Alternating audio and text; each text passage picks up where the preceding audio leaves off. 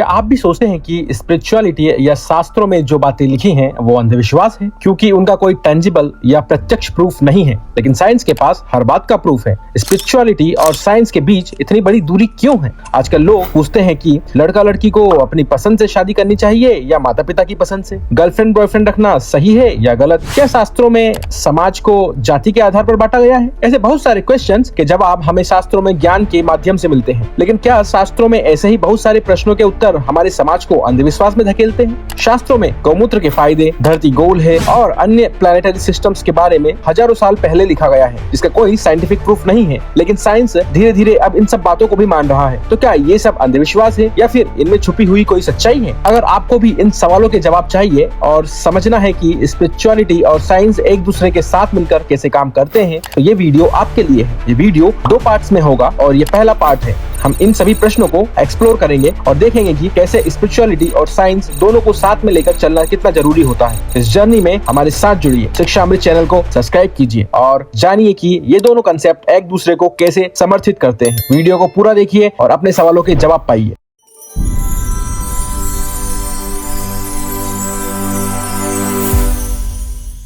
आजकल कई लोग और बड़े बड़े यूट्यूबर्स कहते हैं कि आजकल के संत और गुरु कुछ प्राचीन या वैदिक बातें बताते हैं, जैसे गोमूत्र और गोबर के फायदे, प्याज लहसुन तामसिक होता है, या शास्त्रों के कुछ ऐसे सिद्धांत जिनका कोई साइंटिफिक प्रूफ नहीं होता। तो क्या ये सब अंधविश्वास है? जब कोई किसी स्पिरिचुअल एलिवेटेड पर्सनालिटी से इन सभी का प्रूफ मांगता है तो जवाब आता है कि ये बातें तुम्हारी समझ से परे है या साइंस अभी यहाँ तक नहीं पहुँच पाया है। तो क्या बिना प्रूफ के इन बातों पर विश्वास करना गलत है? और कैसे हम ये मान सकते हैं कि शास्त्र साइंस से आगे है जबकि साइंस शास्त्रों की इन बातों को अभी तक प्रूव नहीं कर पाया है? जैसे अगर कोई ये आपको बोले कि गोमूत्र पीने से बीमारी दूर होती है या फिर गाय के गोबर को बॉडी पर लगाने से स्किन अच्छी होती है और साइंस ने अभी तक इस बात का पूरा प्रूव नहीं किया है, तो क्या आप इस बात को मानने के लिए तैयार होंगे? क्या ये अंधविश्वास है या फिर शास्त्रीय ज्ञान जो साइंस से भी बहुत आगे है?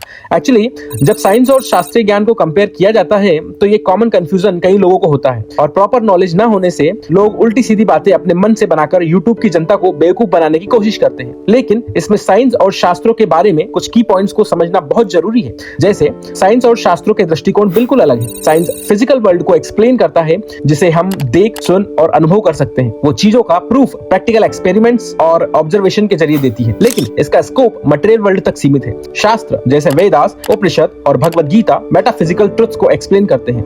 ये वो चीजें हैं जो हमारी इंद्रियों या सेंसेस से बियॉन्ड होती हैं, जैसे आत्मा, कर्म, मोक्ष और आध्यात्म का ज्ञान। दोनों के दृष्टिकोण अलग होते हैं। एग्जाम्पल के लिए जैसे साइंस अभी तक पूरी तरह से कॉन्शियसनेस या चेतना को समझ नहीं पाई है, लेकिन शास्त्र हमेशा से ही आत्मा और कॉन्शियसनेस के बारे में डिटेल एक्सप्लेनेशन देते आए हैं। ये भी समझना जरूरी है कि पूरे यूनिवर्स में नॉलेज इनफाइनाइट है, लेकिन इस नॉलेज को ग्रास्प या ग्रहण करने की हमारी कैपेसिटी लिमिटेड है। हर व्यक्ति का ज्ञान और समझने की कैपेसिटी अलग होती है। जैसे स्कूल में जब हम छोटी क्लास में होते हैं तो एडवांस कॉन्सेप्ट समझ नहीं आते। एक फर्स्ट क्लास के बच्चे को 2+2 पूछेंगे तो वो 4 बोल देगा, लेकिन उसे ट्रिग्नोमेट्री या कैलकुलस पूछेंगे तो नहीं बता पाएगा। और जब हम बड़े होते हैं और एडवांस क्लासेस में जाते हैं तो वो चीजें समझ में आने लगती हैं। इसी तरह कई शास्त्रीय बातें व्यक्ति के स्पिरिचुअल एलिवेशन पर निर्भर करती हैं। अगर व्यक्ति स्पिरिचुअली इवॉल्व नहीं है तो कई चीजें समझना बहुत मुश्किल होता है। और शास्त्रों में कई बातें तर्क से समझाई गई हैं। जैसे भगवद गीता में श्री कृष्ण कर्म, धर्म और मोक्ष के बारे में तर्क के साथ समझाते हैं। शास्त्र लॉजिकल फ्रेमवर्क पर आधारित होते हैं, लेकिन उनका फोकस मनुष्य के स्पिरिचुअल डेवलपमेंट पर होता है। जब हम कहते हैं कि कुछ बातें समझ के परे हैं, इसका मतलब है कि वो बातें हमें तभी समझ आती हैं जब हम स्पिरिचुअली इवॉल्व होते हैं। और प्रूफ का मतलब सिर्फ फिजिकल या साइंटिफिक प्रूफ नहीं होता। कई चीजें जो शास्त्रों में बताई गई हैं वो व्यक्ति अनुभव करके जानकर बना सकता है। जैसे ध्यान, भक्ति और साधना के माध्यम से व्यक्ति स्पिरिचुअल अनुभव कर सकता है, और ऐसे अनुभव जो शायद साइंस इमीडिएटली एक्सप्लेन ना कर पाए लेकिन वो रियल होते हैं। ये अंधविश्वास नहीं है, क्योंकि अनुभव और इनर विजन के माध्यम से उसका प्रूफ होता है। उदाहरण के लिए अगर कोई व्यक्ति तपस्या या भक्ति करता है और उससे एक स्पेसिफिक स्पिरिचुअल अनुभव होता है तो वो उसके लिए प्रूफ होता है, भले ही वो साइंस के जरिए प्रूफ ना हो पाए। यहाँ पर हमें समझने की जरूरत है कि साइंस के कुछ लिमिटेशंस हैं, क्योंकि वो मटेरियल और फिजिकल वर्ल्ड तक सीमित है। कई ऐसे कंसेप्ट्स हैं जो अभी साइंस के बियॉन्ड हैं। जैसे कॉन्शियसनेस का असल सोर्स क्या है या आत्मा का नेचर क्या है। शास्त्र इन चीजों को एक्सप्लेन करते हैं और साइंस अभी तक इन कंसेप्ट्स को पूरी तरह समझ नहीं पाया है। ऐसे ही गोमूत्र या प्राचीन आयुर्वेदिक चीजें जो शास्त्रों में बताई गई हैं, उनका साइंटिफिक एविडेंस धीरे धीरे डेवलप हो रहा है। आयुर्वेदा और इंडियन ट्रेडिशनल मेडिसिन में कई ऐसी इंग्रेडिएंट्स हैं जो पहले अंधविश्वास समझे जाते थे, लेकिन अब मॉडर्न रिसर्च उनके मेडिसिनल प्रॉपर्टीज को समझने लगी है। मतलब प्रूफ अभी तक अवेलेबल नहीं होने का ये मतलब नहीं है कि वो चीज गलत है। इसका सबसे बड़ा एग्जांपल है कि पहले हल्दी को साइंस ने सिर्फ एक मसाला माना था, लेकिन अब साइंस भी मानती है कि इसमें मेडिसिनल प्रॉपर्टीज है। बिल्कुल उसी तरह शायद साइंस अभी तक गौमूत्र या गोबर के पूरे फायदों को समझ नहीं पाई है।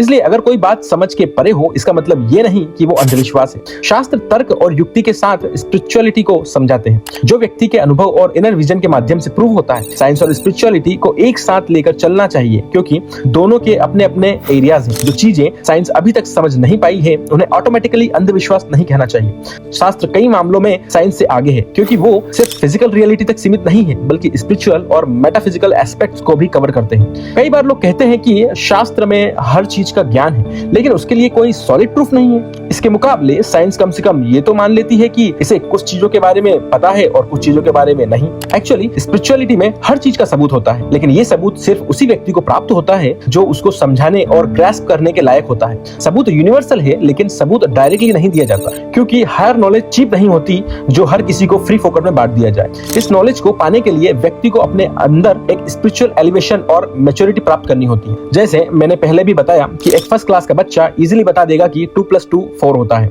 लेकिन जब आप उससे ट्रिग्नोमेट्री या कैलकुलस पूछेंगे तो वो कंफ्यूज हो जाएगा। ये कंफ्यूजन इसलिए है क्योंकि वो उस नॉलेज को समझने के लिए अभी लायक नहीं है। उसका मन और इंटेलेक्ट अभी तक इतना डेवलप नहीं हुआ है कि वो कॉम्प्लेक्स कंसेप्ट को समझ सके। बिल्कुल उसी तरह एक व्यक्ति जब तक स्पिरिचुअली मैच्योर और एलिवेटेड नहीं होता, तब तक वो स्पिरिचुअल ट्रुथ्स को समझ नहीं पाता। जब वो व्यक्ति साधना, भक्ति और शास्त्र के ज्ञान के माध्यम से अपने आप को इस लायक बनाता है, तो उसको वो प्रूफ मिलता है जो पहले समझ के परे लगता था।